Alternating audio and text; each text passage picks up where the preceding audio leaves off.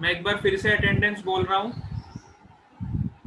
Priyanshi from एसवीवी, धार्मिक, ब्रज, कुश, अच्छा, Khushi Patel from SVV has joined. Okay, Khushi Patel, Aditya Singh,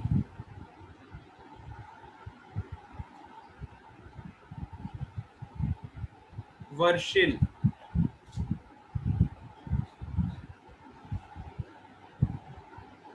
I am repeating again, Priyanshi SVV, Dharmik SVV, Vraj Desai एसवीवी, Kush एसवीवी, Bhavna SVV, Nirali Chaudhary PP Savani, Keshvi PP Savani, Tanushree Joshi PP Savani, Abhishek SVV, Pooja PP Savani, Sahil PP Savani, Bhavya Tailor PP Savani, Vidhi Pathak PP Savani, Dhruv Chaudhary PP Savani, Priyanka PP Savani, Angel Gamit from PP Savani, Vansh PP सवानी,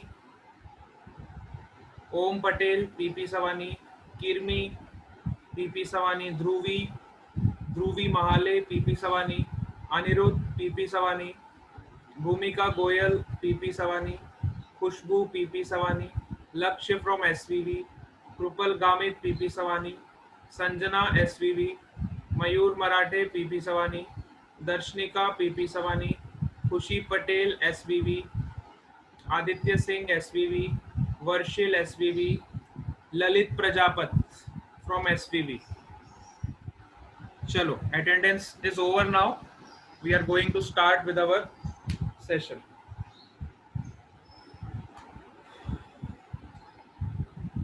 चलो, सबसे पहले कोई doubts है तो बताओ। Yes, is there any doubts in any question? किसी भी question में डाउट है तो बताओ।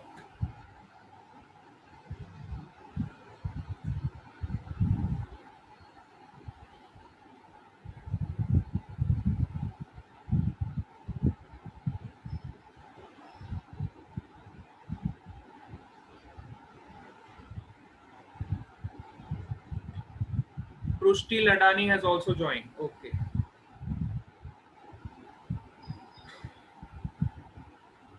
चलो, डाउट्स पहले डिस्कस करेंगे।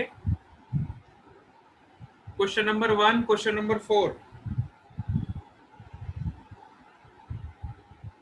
क्वेश्चन नंबर 1 क्या है देखो, क्वेश्चन नंबर 1 फिर क्वेश्चन नंबर 4। पहले क्वेश्चन नंबर 1 डिस्कस करते हैं। अच्छा, उसके बाद 14 भी डिस्कस करना है। यस,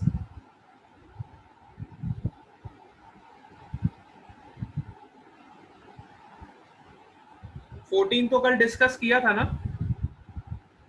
हाँ, 14 तो कल डिस्कस किया था बेटा। हाँ, 1 और 4 डिस्कस कर लेते हैं। चलो, क्वेश्चन नंबर 1 तो बहुत सारे स्टूडेंट्स ने करेक्ट किया है, फिर भी मैं डिस्कस कर देता हूँ। क्वेश्चन नंबर 1 फटाफट देखते जाओ।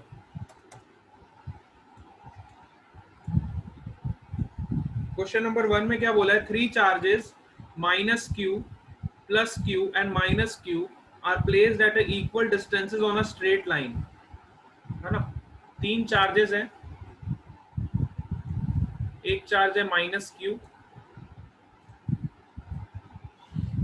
3 इक्वल चार्जेस आर देयर। अच्छा, तीनों अलग अलग है। एक माइनस क्यू है, एक प्लस क्यू है और फिर एक minus Q.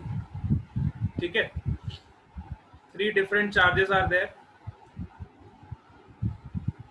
which are placed at the equal distance, है ना? तीनों का डिस्टेंस भी इक्वल है।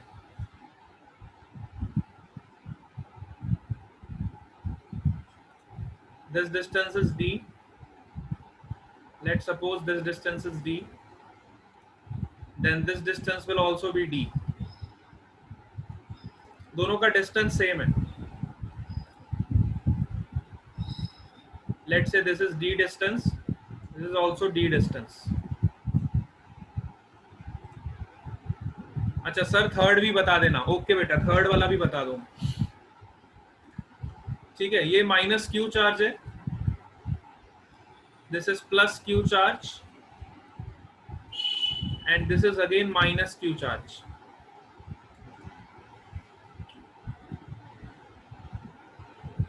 If the potential energy of the system of the three charges is zero, then what is the ratio of q upon q?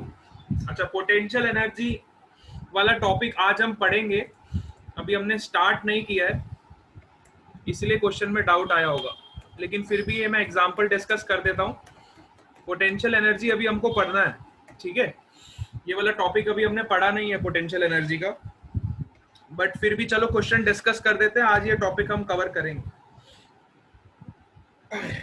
तो potential energy क्या होता है, देखो पोटेंशियल एनर्जी का अभी मैं डायरेक्टली आपको बता देता हूँ, which is k q1 q2 upon r। Potential energy of a two system of charges 1 2 will be equal to k times q1 into q2 upon r, k times q1 into q2 upon r. This is the equation which we will use to calculate the potential energy. अभी मैं आपको ये equation बताऊंगा कि कैसे आई है equation, है ना। आज की क्लास में हम इस पे भी थोड़ी बात करेंगे, लेकिन पहले हम इस एग्जांपल को सॉल्व कर लेते हैं, ठीक है। तो सपोज करो मुझे ये दो चार्जेस के बीच की पोटेंशियल एनर्जी निकालनी है, ठीक है, माइनस क्यू और प्लस क्यू, है ना। This is charge 1, this is charge 2, this is charge 3। So you have to calculate the potential energy 1 and 2, then you have to calculate the potential energy between 2 and 3, then you have to calculate the potential energy between 1 and 3, है ना। और तीनों की potential energy मिला के क्या करना है आपको, इक्वल टू 0, ऐसा क्वेश्चन में दिया हुआ है। Net potential energy is equal to 0। बस अब तो आपको सीधा फॉर्मूला अप्लाई करना था। 1 और 2 के बीच में पोटेंशियल एनर्जी क्या हो जाएगी, देखो k into minus Q, k into minus Q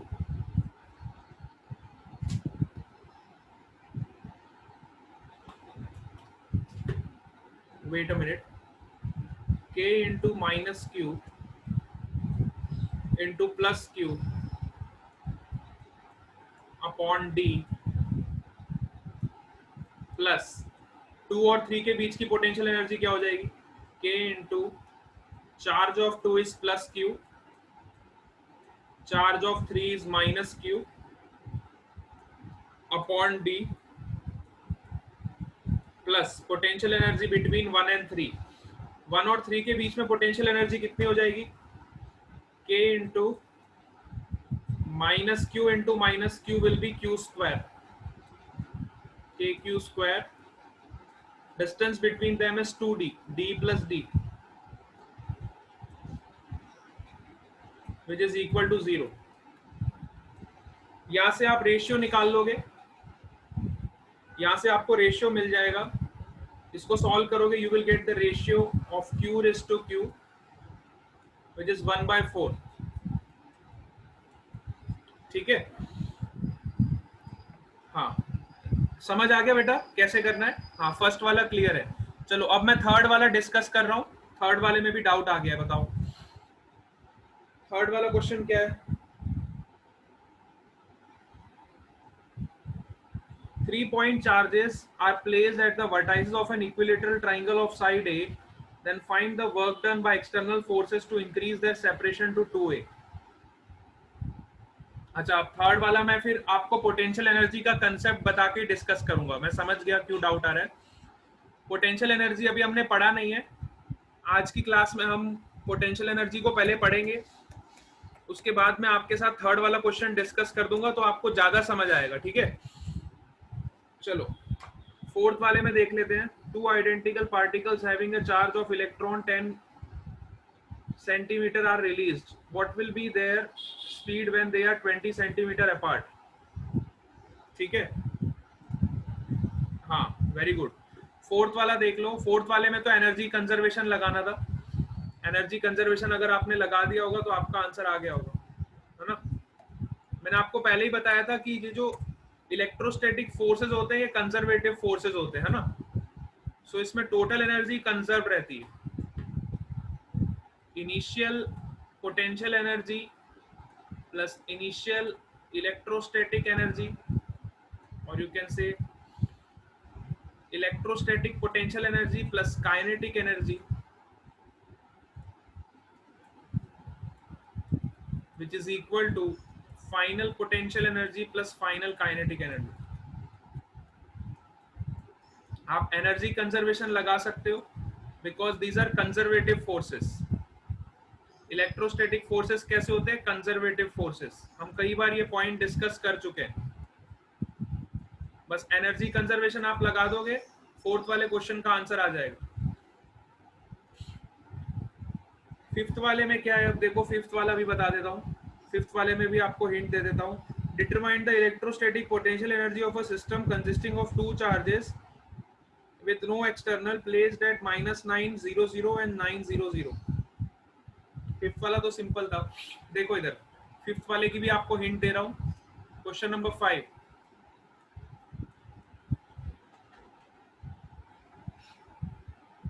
determine the electrostatic potential energy of a system of two charges. हाँ, एक चार्ज है आपका 7 microcoulomb which is placed at -9. Let's say this is origin. एक charge आपका -9 centimetre पे है और दूसरा चार्ज जो है वो आपका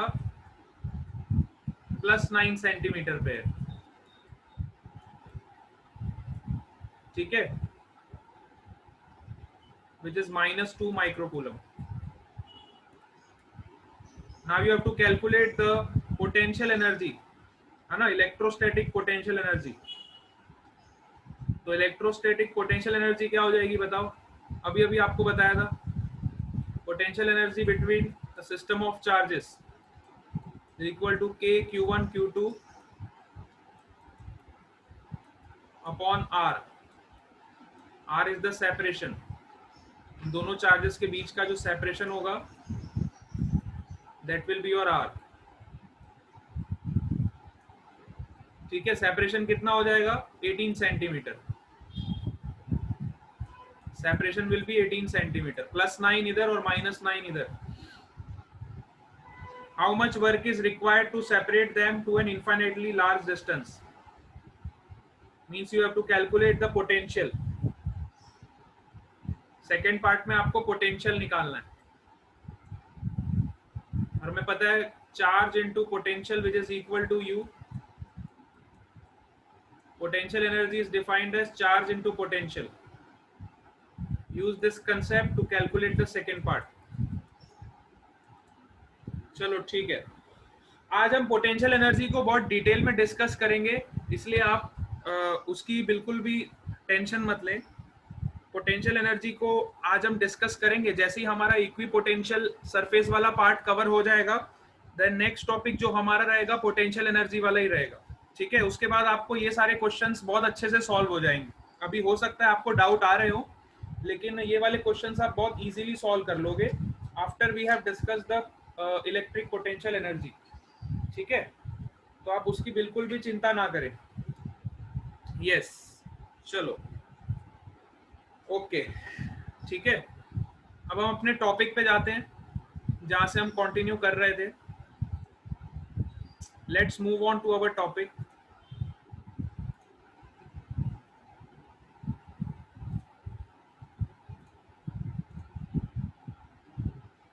चलो,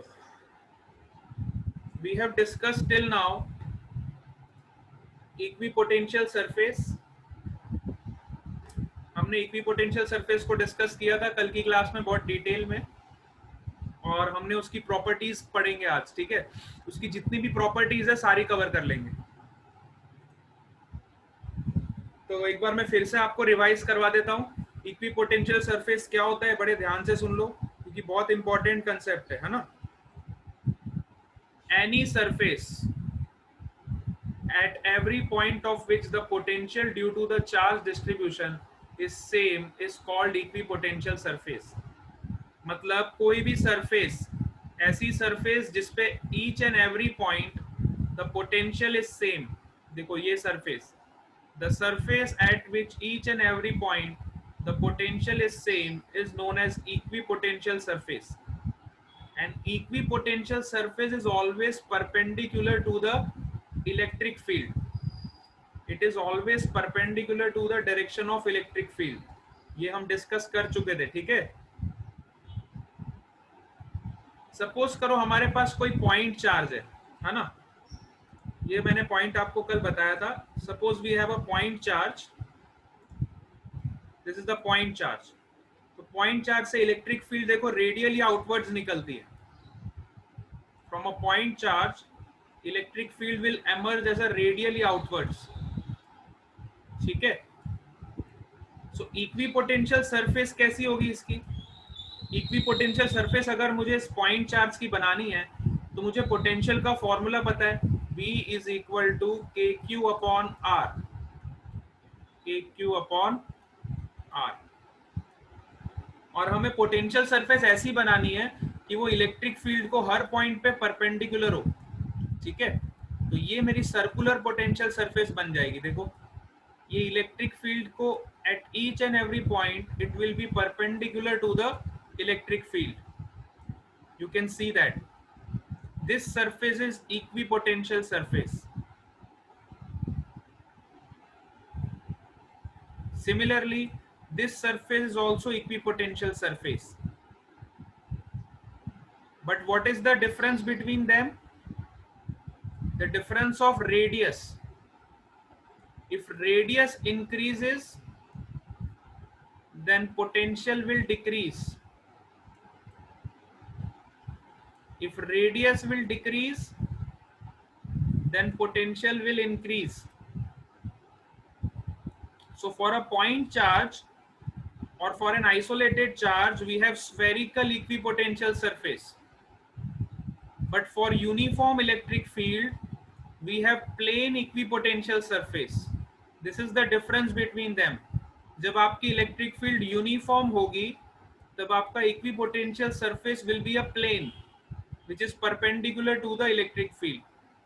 When you have an isolated charge, then your equipotential surface will be spherical. इस तरह से आपकी इक्विपोटेंशियल सरफेस होगी, ठीक है। अब सपोज करो यहाँ पे एक पॉइंट है ए और यहाँ पे एक पॉइंट है बी। बताओ किसका पोटेंशियल ज्यादा होगा, ए का कि बी का? There are two points. This point is A and this point is B. Which point has higher potential? Which point is at higher potential? Yes.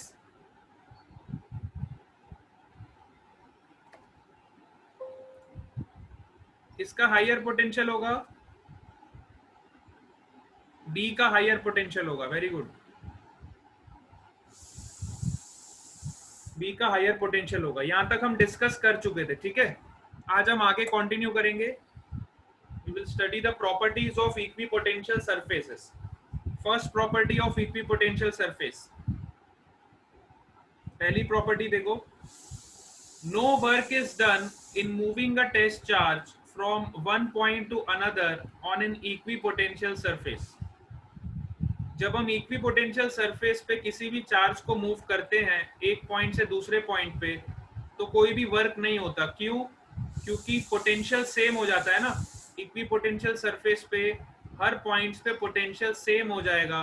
If there are two points A and B, then both having the same potential, then your delta V will become 0. If delta V is 0, then your work done will become 0. This is the first property of equipotential surface. आप लोगों ने example solve किए तो आपको पता चल गया होगा ये point. This is very important in solving the numerical point of view. Okay, next point देखो, पॉइंट नंबर 2,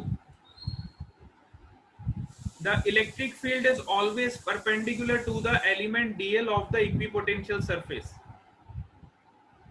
इसका मतलब क्या है? देखो, जैसे सपोज करो ये हमने पॉइंट चार्ज कंसिडर किया।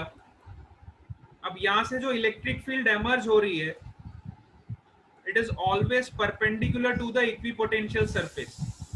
इक्विपोटेंशियल सरफेस के हमेशा परपेंडिकुलर होगी। इसका मतलब जब मैं इलेक्ट्रिक फील्ड का डॉट प्रोडक्ट करवाऊंगा, मैंने यहाँ पे कोई एलिमेंट ले लिया सपोज करो इक्विपोटेंशियल सरफेस पे कोई एलिमेंट ले लिया dl।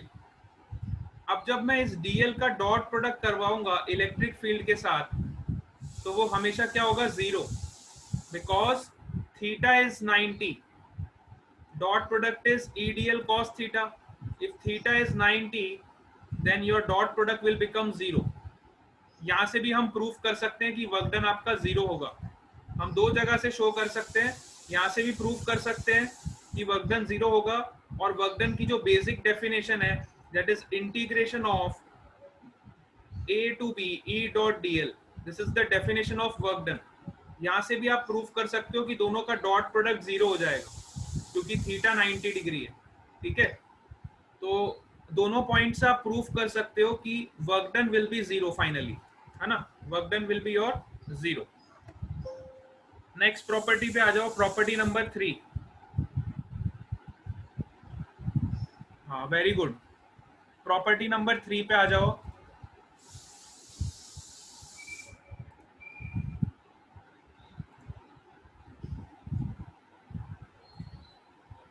सर लिखना बाकी था। अच्छा, लिखना है आपको?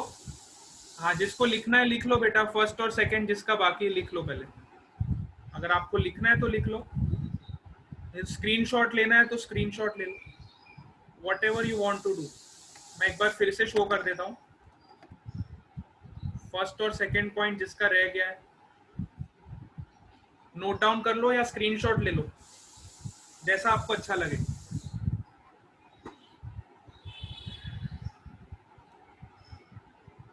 ओके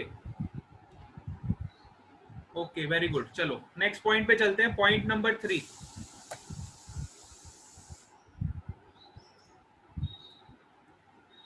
पॉइंट नंबर 3 देखो, ये सारे इंपॉर्टेंट पॉइंट्स है बेटा, ये सब आपको माइंड में रखना है, क्योंकि न्यूमेरिकल जब आप सॉल्व करोगे तो आपके माइंड में ये सारे पॉइंट्स होने चाहिए। ठीक है, whenever you are solving the numericals, these point should be in your mind. चलो थर्ड पॉइंट देखो, equipotential surfaces indicate regions of strong और वीक इलेक्ट्रिक फील्ड। अब इसका क्या मतलब है, देखो हमने एक इक्वेशन पढ़ा था, electric field is minus dv upon d r. इस इक्वेशन को हमने कितनी बार ना जाने यूज किया न्यूमेरिकल सॉल्व करने में, है ना। Electric field is defined as minus dv upon d r. अच्छा, यहां से मैं डी आर को क्या लिख सकता हूं, माइनस डीवी अपॉन ई। इस इक्वेशन को रीअरेंज कर दिया, since dv is a constant on equipotential surface। अच्छा, dv का वैल्यू कांस्टेंट होता है इक्विपोटेंशियल सरफेस पे, तो dr is inversely proportional to e, है ना। dr किसके प्रोपोर्शनल हो जाएगा, e के। इससे हमें एक और चीज पता चली कि जैसे जैसे आपका चेंज इन r इंक्रीज होगा तो आपकी इलेक्ट्रिक फील्ड कम होती जाएगी। अगर आपका dr का जो डिफरेंस है अगर वो इंक्रीज होगा तो आपकी इलेक्ट्रिक फील्ड ऑटोमेटिकली कम हो जाएगी। या फिर आप ऐसे बोल सकते हो, अगर इलेक्ट्रिक फील्ड आपकी कम होगी तो dr will increase.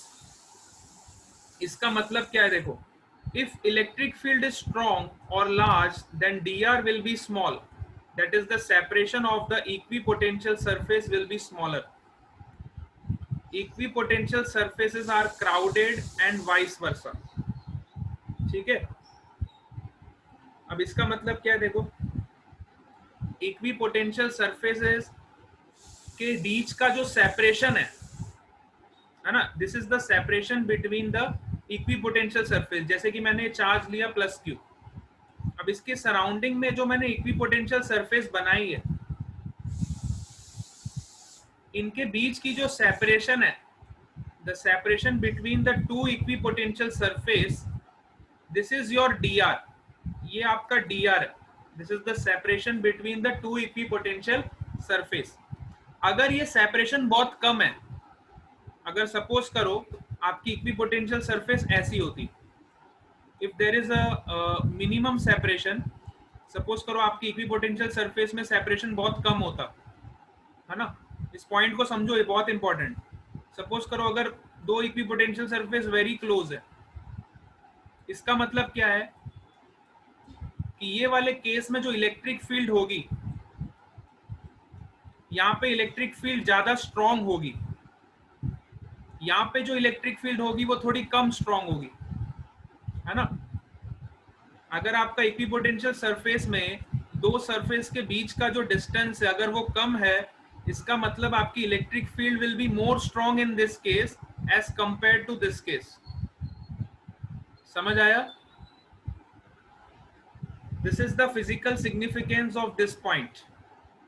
If the separation between the equipotential surface is smaller, or you can say the equipotential surface are more crowded, crowded का मतलब बहुत ज्यादा पास पास है ना।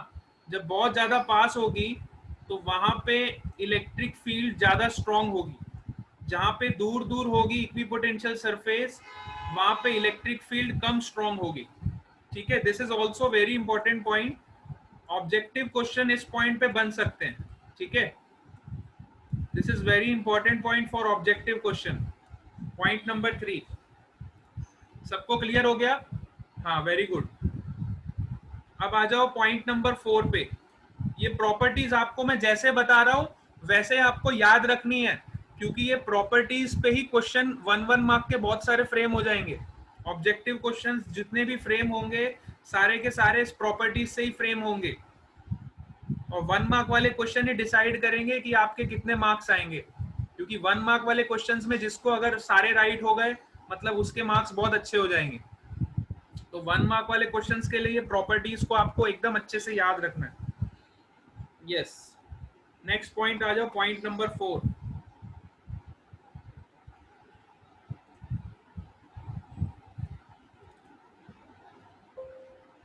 पॉइंट नंबर 4 पे आ जाओ।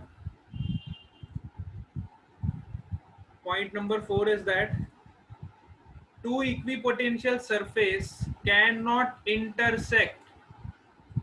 कभी भी दो इक्विपोटेंशियल सरफेस इंटरसेक्ट नहीं करेगी। इसका मतलब क्या है देखो, if two equipotential surface intersect each other then at the same point of intersection there will be two values of electric potential। याद करो, जैसे हमने इलेक्ट्रिक लाइंस ऑफ फोर्स पढ़ा था ना, मैंने आपको पहले भी ऐसी एक प्रॉपर्टी बताई थी। इलेक्ट्रिक लाइंस ऑफ फोर्स जब हम डिस्कस कर रहे थे तो वहां भी यही पॉइंट बताया था कि two electric lines of force never intersect each other.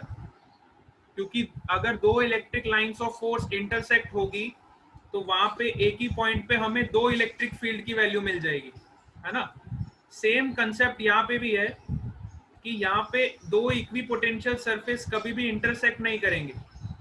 अगर दो इक्विपोटेंशियल सरफेस इंटरसेक्ट कर जाएंगे तो हमें एक ही पॉइंट पे दो पोटेंशियल की वैल्यू मिल जाएगी, है ना।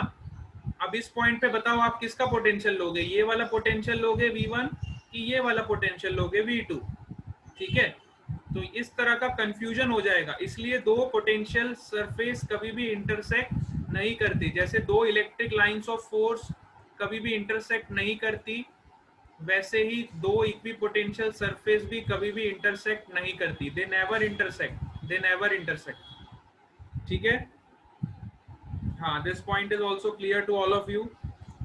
चलो अब इसमें एक पॉइंट और है, उसको रीड कर लेते हैं। See here, next point is note that electric potential is a scalar quantity. ये तो हमको पता ही है, इलेक्ट्रिक पोटेंशियल कैसी क्वांटिटी है, scalar quantity. whereas potential gradient is a vector quantity। अच्छा, ये टर्म इंपॉर्टेंट है। पोटेंशियल ग्रेडियंट क्या होता है, आपने ये नाम पहली बार सुना होगा, लेकिन पोटेंशियल ग्रेडियंट का मतलब यही होता है dv upon dr। Potential gradient जहां भी वो बोलेगा इसका मतलब dv अपॉन dr। आपको कंफ्यूज नहीं होना है। जो हम ये dv अपॉन dr लिखते थे इसी का बोलते हैं पोटेंशियल ग्रेडियंट। इसका दूसरा नाम है potential gradient. Mathematically you can write like this dv upon dr, और इसको बोलते क्या है हम, पोटेंशियल ग्रेडियंट। तो पोटेंशियल ग्रेडियंट जो होता है वो वेक्टर क्वांटिटी है। क्यों? क्योंकि पोटेंशियल ग्रेडियंट से हमें इलेक्ट्रिक फील्ड मिलती है, और electric field is a vector quantity. तो इसलिए पॉइंट बोल रहा है कि potential is a scalar quantity whereas potential gradient is a vector quantity। तो तो 1 मार्क के क्वेश्चन में अगर आपको प्रूफ करने को बोले कि जस्टिफाई द स्टेटमेंट, तो आप ऐसे एक फॉर्मूला लिख के शो कर सकते हो कि सी electric field can be calculated by the potential gradient, whereas potential is calculated by the dot product of electric field and dx. Electric field और dx का डॉट प्रोडक्ट करते तो हमें पोटेंशियल मिलता है, ठीक है। तो potential is a scalar quantity because it is obtained by the dot product of two vectors, but gradient is a vector quantity because electric field is a vector quantity, ठीक है। The negative sign of potential gradient shows that the rate of change of potential of distance is always against the electric field. यहाँ पे negative sign हम क्यों लगाते हैं, मैंने आपको कल भी बताया था। ये नेगेटिव साइन हम इसलिए लगाते हैं क्योंकि, बताओ कौन बताएगा, व्हाट इज द